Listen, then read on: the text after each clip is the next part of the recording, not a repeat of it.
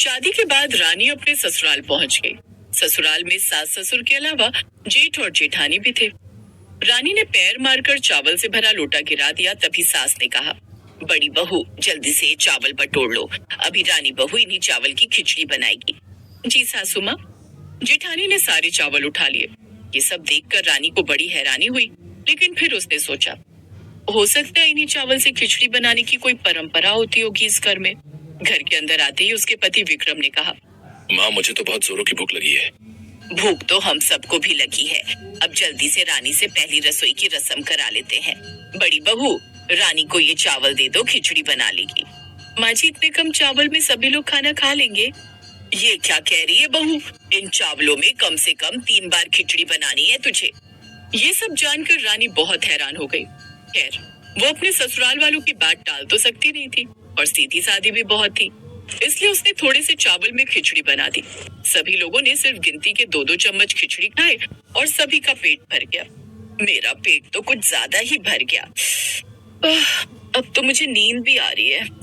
तुम दोनों भी जाओ, आज तुम दोनों की सुहाग रात है, मुबारक हो।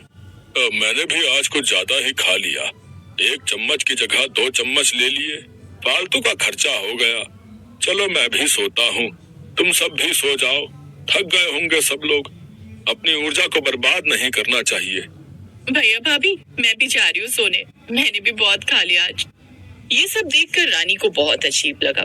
खैर वो अपने पति विक्रम के साथ कमरे में जाकर बातचीत करने लगी।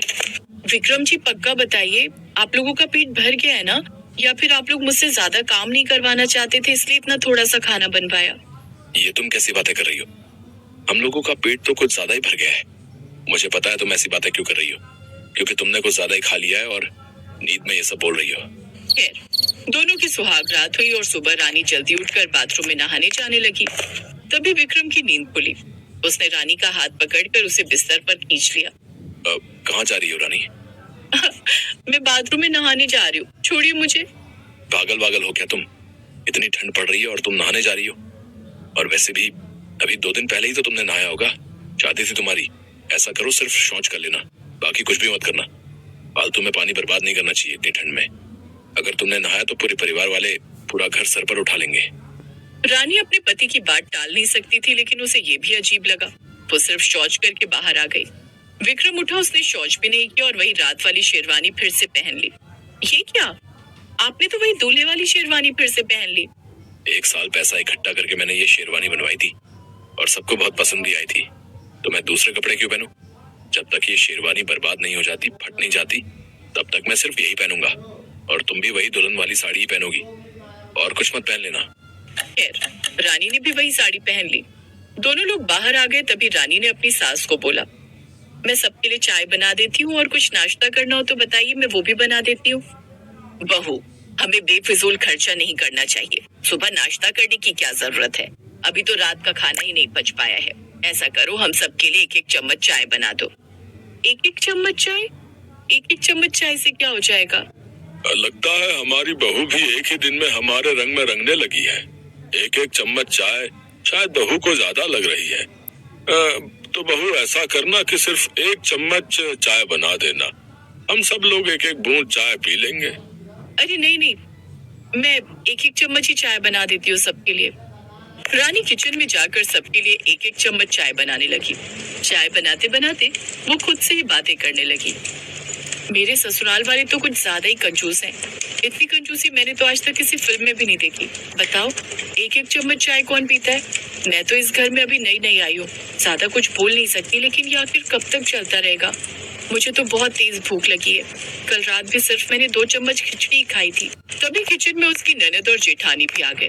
अरे भाभी इतनी देर हो गई, इतने में तो पूरे गांव की चाय बन जाती। देखो चाय गर्म तो हो गई है। ननद जी जब तक चाय अच्छी तरह से उबल ना जाए तब तक चाय पीने में मजा नहीं आता। इतने में जेठानी ने गैस बंद कर दी। देवरानी जी चाय ज्यादा उबालने से क्या हो जाएगा? खौलते हुए चाय तो कोई पी नहीं पाएगा, ये तो ठंडी हो रही है। इस वजह से बस थोड़ा सा चाय का पानी गर्म हो जाए उतना ही काफी है, वरना हम लोग तो चाय को गैस पर पकाते ही नहीं है। रात में चाय पत्ती को पानी में घोल कर रख देते हैं और सुबह पी लेते हैं। ठंड की वजह से थोड़ा बहुत गर्म करना पड़ता है। फालतू में गैस की बर्बादी नहीं करनी चाहिए।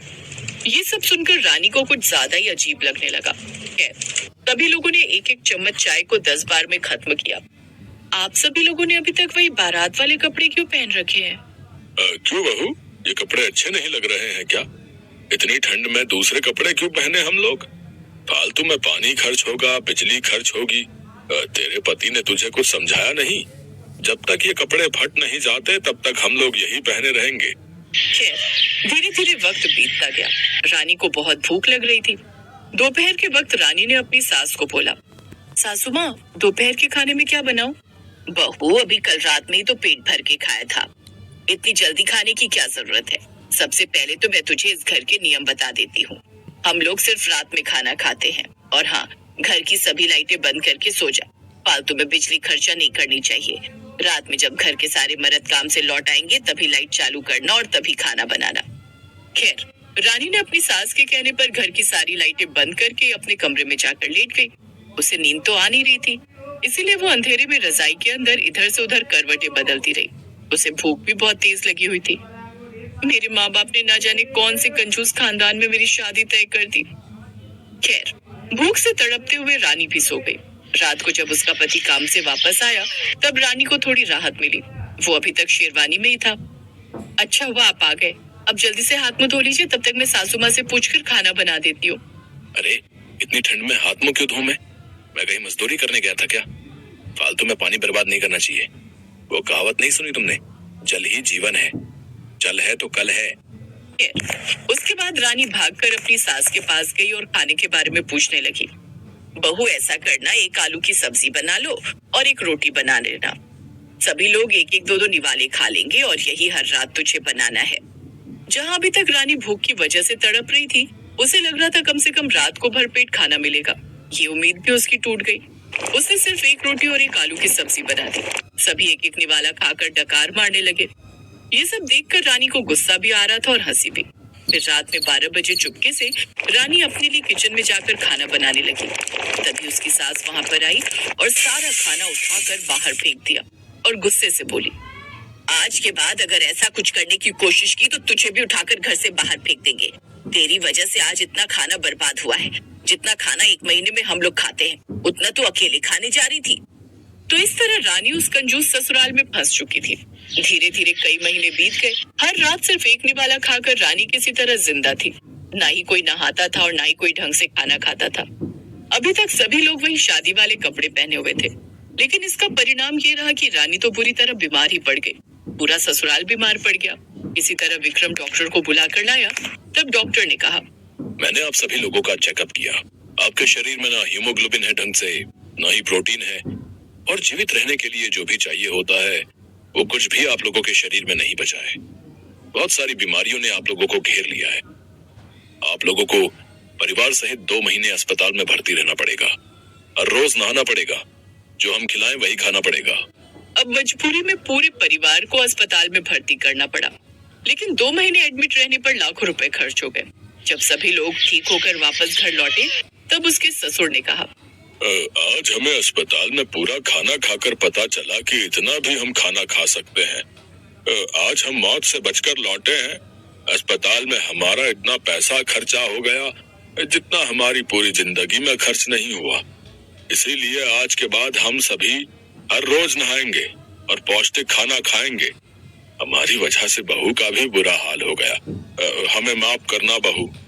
उस घटना के बाद उस परिवार की कंजूसी हमेशा हमेशा के लिए खत्म हो गई और रानी अपने ससुराल वालों के साथ खुशी खुशी रहने लगी।